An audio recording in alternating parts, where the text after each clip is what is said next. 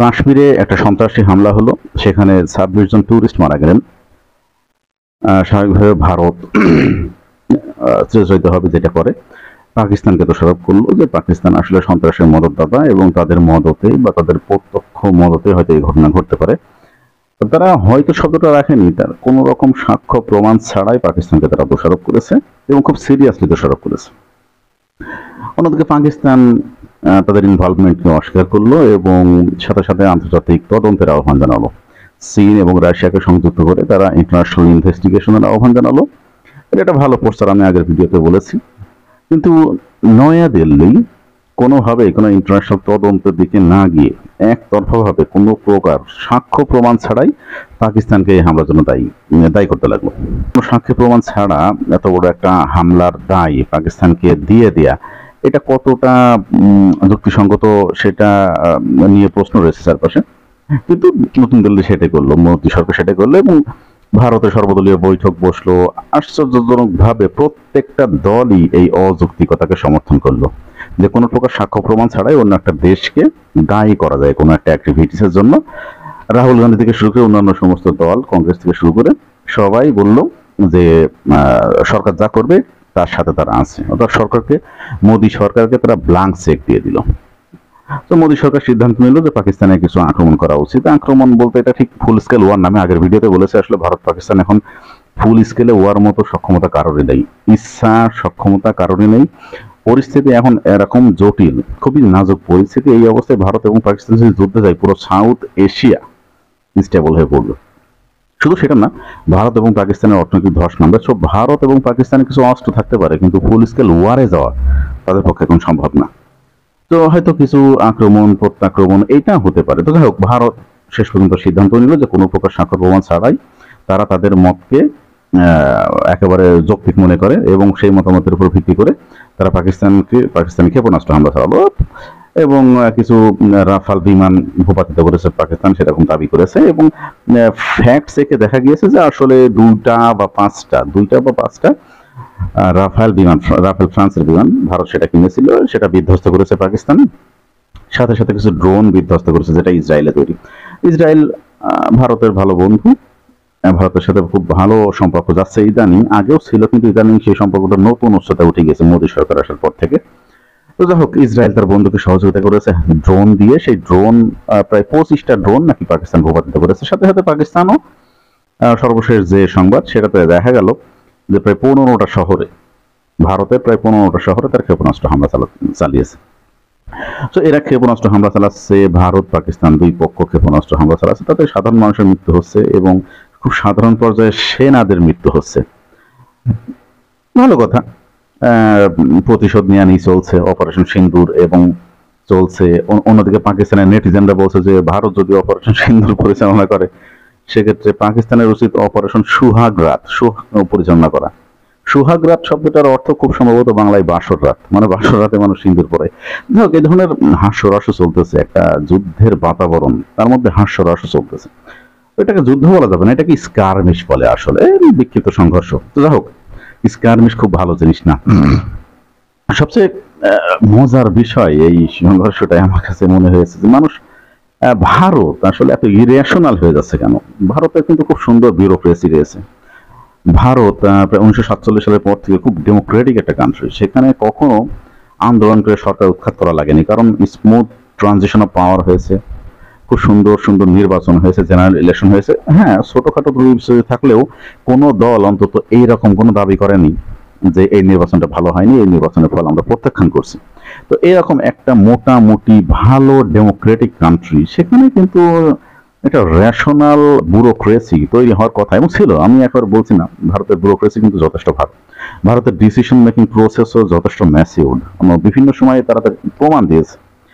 কিন্তু এই পহলগাম হামলার পরে ভারত যেটা করেছে সেটা মনে হয়েছে তারা ইচ্ছাকৃতভাবে ইরেশনাল, ইন্টেনশনালি ইরেশনাল। তারা আসলে তাদের ডিসিশন মেকিং প্রক্রিয়া খারাপ না, ভারতের খারাপ না, কিন্তু তারা ইচ্ছাকৃতভাবেই এই ইরেশনাল সিদ্ধান্ত নিচ্ছে বলে আমার কাছে মনে হচ্ছে এবং এর পিছনে কোনো উদ্দেশ্য রয়েছে, কোনো ইন্টেনশন রয়েছে।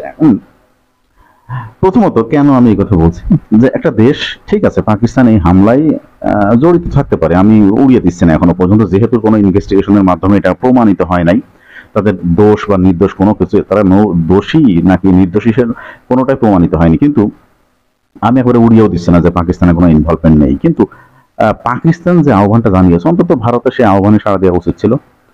ইনভেস্টিগেশন হোক, ইনভেস্টিগেশনে যদি আসতো যে না পাকিস্তানের ইনভলভমেন্ট রয়েছে, তখন তো একটা জাস্ট রিভেঞ্জে যেতে পারতো ভারত, কিন্তু সেটা না করে।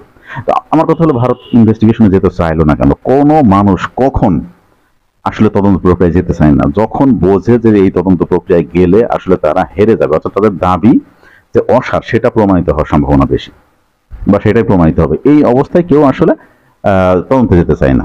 মানে কমন সেন্স বলে এই অবস্থায় তারা তদন্তে যেতে চায় না। আমরা দেখলাম ভারত কোনোভাবেই কোনো তদন্তে যেতে চাইল না, এবং কোনো তদন্ত ছাড়া, কোনো সাক্ষী ছাড়া, কোনো প্রমাণ ছাড়া পাকিস্তানকে একতরফাভাবে এই হামলার জন্য দোষারোপ করে তারা হামলা শুরু করলো। এই ধরনের ইরেশনাল ডিসিশন ভারতের এর আগে আমার চোখে পড়েছে কিনা আমি জানি না।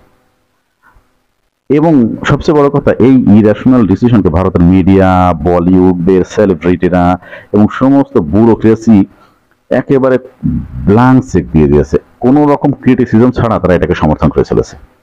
মানে একটা দেশের হয়তো একটা সরকার বিভিন্ন উদ্দেশ্যে কিন্তু ব্যাড ডিসিশন নিয়ে থাকে, তো একটা ডেমোক্রেটিক কান্ট্রিতে কি হয়, তার ক্রিটিসিজম হয়, তার বিরুদ্ধে মতামত উত্থাপিত হয় যে না তোমরা এটা করতে পারছো না, এটা খারাপ হচ্ছে। কিন্তু ভারতে আমি তো দেখতেছি, ভারত এমন একটা ডেমোক্রেটিক কান্ট্রি যেখানে বর্তমানে কোনো অপোজিশন নেই।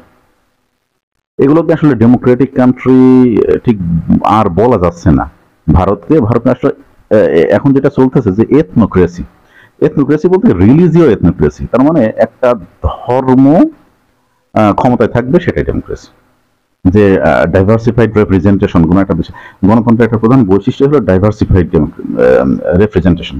কিন্তু ভারতে বিজেপিতে বর্তমানে একটাও কোনো মুসলিম এমপি নেই, মানে লোকসভায় কিন্তু এক মেম্বার অফ লোকসভা নেই। সো তার মানে ভারতে যে 30 কোটি প্রায় মুসলমান রয়েছে, তাদের কোনো রেপ্রেজেন্টেশন লোকসভায় থাকার দরকার নেই। বিজেপি মনে করে যে আসলে তাদের কোনো মুসলিম রিপ্রেজেন্টেটিভ প্রয়োজনই নেই। তার মানে এটা কিন্তু রিলিজিও এথনোক্রেসি, আসলে ডেমোক্রেসি হয় না। এবং যখন একটা রিলিজিও এথনোক্রেসি চলে, তখন কিন্তু এই ধরনের সিদ্ধান্ত আসতে পারে, এই ধরনের ইরেশনাল সিদ্ধান্ত। এবং ভারতের সমস্ত লোকজন যেভাবে এই ধরনের ইলজিক্যাল একটা অ্যাটাককে সমর্থন করে চলেছে, ভারতের বুদ্ধিভিত্তিক যে অবকাঠামো এবং ইন্টেলেকচুয়াল লেভেল নিয়ে সন্দেহ পোষণ করার সুযোগ চলে এসেছে আসলে।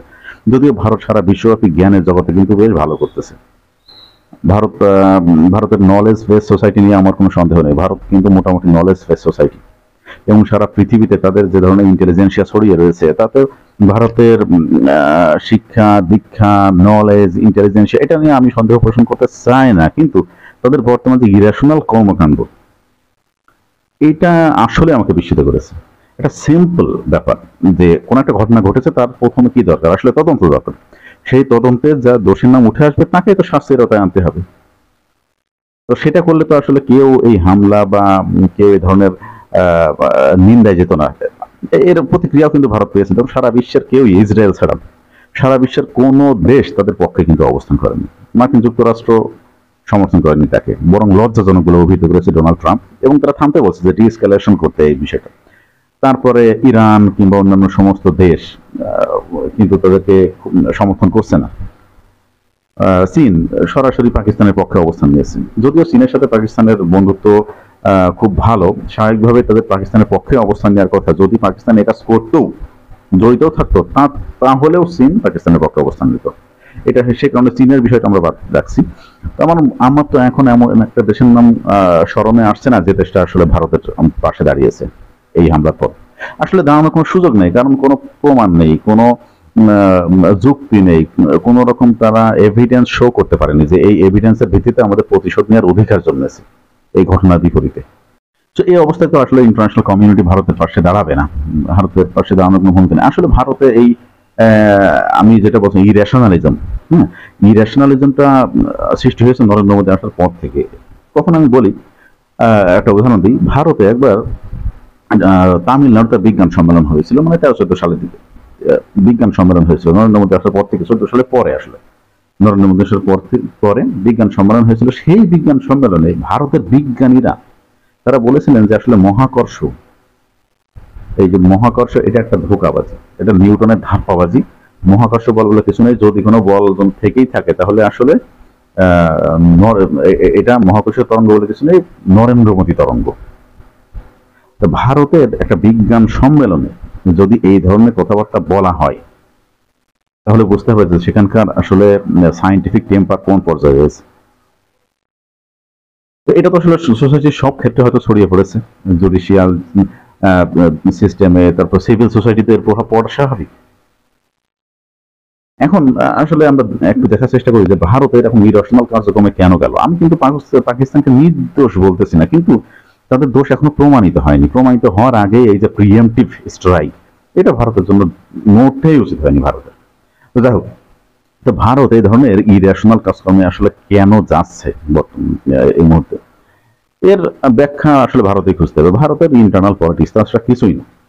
ভারতের ইন্টারনাল পলিটিক্সে বিজেপি এখন বেশ চাপে, এবং বাংলাদেশের সরকার পরিবর্তনের পর থেকে পুরো সাউথ এশিয়ায় বিজেপি না, নরেন্দ্র মোদী, মোটামুটি নরেন্দ্র মোদী এবং তার ভারত মোটামুটি একদম লোনলি হয়ে গেছে, নিঃসঙ্গ হয়ে গেছে, এবং তাদের নিঃসঙ্গতা কাটানোর জন্য তারা একটা পরিস্থিতি সৃষ্টি করার চেষ্টা করছে। প্রথম কারণ, ভারত আসলে আলোচনায় ছিল না। এই ঘটনার মধ্য দিয়ে কিন্তু এখন ভারত আলোচনায় আসতেছে। তার মানে তারা তাদের নিঃসঙ্গতা কাটিয়ে ফ্রন্ট লাইনে আসার চেষ্টা করতেছে ভারত।